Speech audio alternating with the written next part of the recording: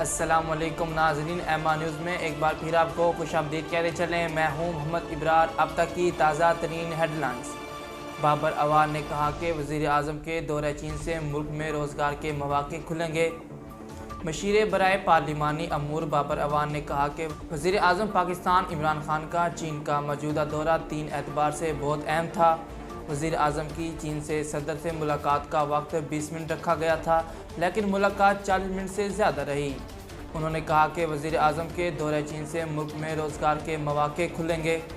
وزیر اعظم عمران خان کے دورے کا اثر دیکھنا ہے تو بھارت کے میڈیا کو چیختا دیکھیں۔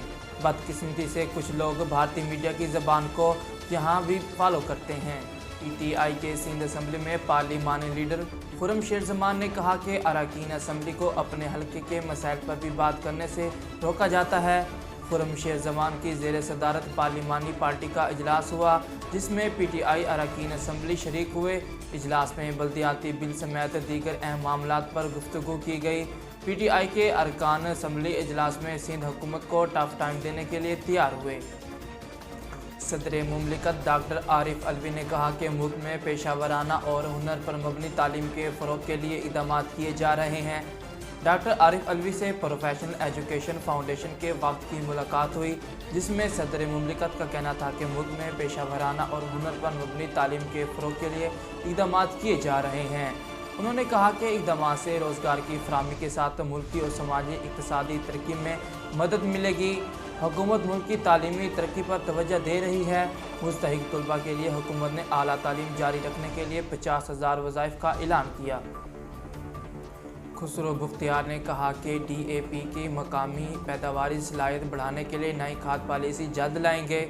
وفاقی وزیر خسرو بختیار اور وفاقی وزیر فوڈ سیکورٹی فخر امام کی زیر صدارت کھاد کے حوالے سے اجلاس ہوا۔ اجلاس میں آئندہ موسم خریف کے لیے ڈی اے پی اور اس کی متبادل مصنوعات کی طلب و رفت پر بریفنگ دی گئی۔ بریفنگ میں بتایا گیا کہ ملک میں ڈی اے پی کا زیادہ انحصار درآمد پر ہوتا ہے۔ لاہور میں سی ٹی ڈی نے کارروائی کے دوران کالعدم تنظیم داعش سے تعلق رکھنے والے 2 دہشت گردوں کو گرفتار کر لیا۔ ترجمان کے مطابق سی ٹی ڈی نے وہاڑی کے علاقے سبزی منڈی میں خفیہ اطلاع پر کارروائی کی۔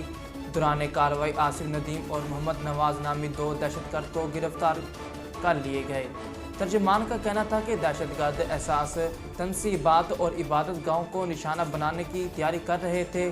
دہشت گردوں کے قبضے سے ہینڈ گرینیڈ، دیگر اسلحہ اور کالعدم تنظیم کا لٹریشن برآمد ہوا۔ ناظرین، اب تک کے لیے اتنا ہی۔ مزید خبروں اور تفصیلات کے لیے دیکھتے رہیے ایم آر نیوز۔ اہلیان لیا کے لیے خوشخبری، ایم آر نیوز چینل لا رہا ہے لیا سے روزنامہ M R news. Editor in chief Muhammad Rehan Rohani. اب آپ رہیں گے ہر خبر سے باخبر۔ اشاعت کا 35 سالہ تجربہ، خوبصورت اشاعت کے ساتھ بہت جلد روزنامہ ایم آر نیوز کا آغاز۔